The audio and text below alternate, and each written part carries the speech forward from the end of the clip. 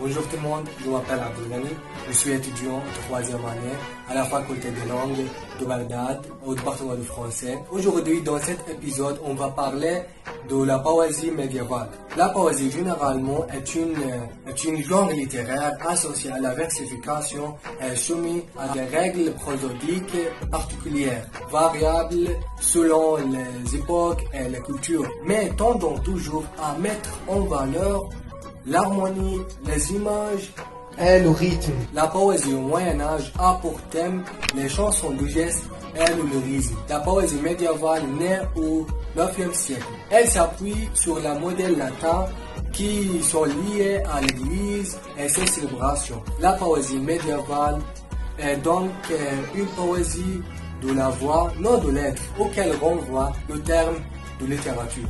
Par cela, il fait référence à un des aspects de l'oralité, de la littérature et leur vocalité. Il s'agit de longs récits en vers relatant des actions héroïques et des épopées souvent légendaires de rois et de chevaliers. À la fin du XIe siècle, des troubadours présentent les valeurs chevaleresques et féodales et offrent une conception de l'amour courtoise ou la fin d'amour. Le chevalier mérite sa dame par ses prouesses guerrières. Le Moyen-Âge se termine au XVe siècle. À cette époque, la poésie était chantée et mise en musique par les troubadours. Les gens venaient l'écouter dans la rue, sur les places, etc. Maintenant, on va parler de la chanson du geste. Geste vient du gesta, signifiant exploit. Les chansons du geste écrites les dernières années au XIe siècle sont des poèmes épiques. Les chansons du geste peuvent être des épopées qui racontent des exploits guerriers historiques. La chanson du geste est composée de laisses. Laisses, c'est-à-dire sorte de strophes à longueur variable, dont les vers sont assonancés. Les chansons du geste sont rédigées au ancien français et différentes dans notre grand genre littéraire médiéval. Nous avons fini notre discussion de la chanson de geste. Maintenant, on va parler de la poésie lyrique ou la poésie courtoise. La poésie lyrique au Moyen-Âge sont de véritables chansons. Leurs strophes correspondent à une phrase musicale et il y a un refrain toujours présent. Leur rythme chantant est défini par l'accompagnement obligatoire d'une mélodie. Les origines de la poésie lyrique peuvent être recherchées dans les chants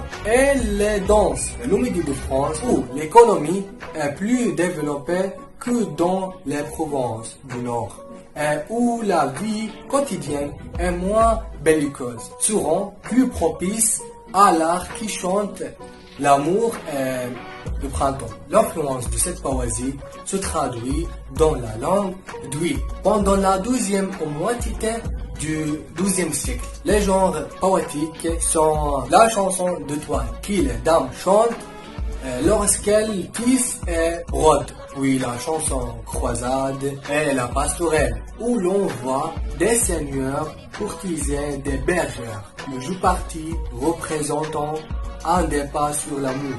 Il y a deux thèmes qui succèdent, l'amour et la nature. En général, les poésies évoluent vers des formes fixes. La ballade, le rondo, le chant royal et le violon. Dès la fin du XIVe siècle, le souci de perfection technique prend le dessus et la poésie devient un exercice de rhétorique ou un divertissement de société, cherchant à répondre à l'idéal aristocratique. La poésie courtoise aboutit finalement au maniérisme. D'accord, c'est toutes les informations que j'ai. J'espère que vous avez mieux compris la poésie en général et la poésie lyrique. Merci beaucoup d'avoir regardé cette vidéo et au revoir.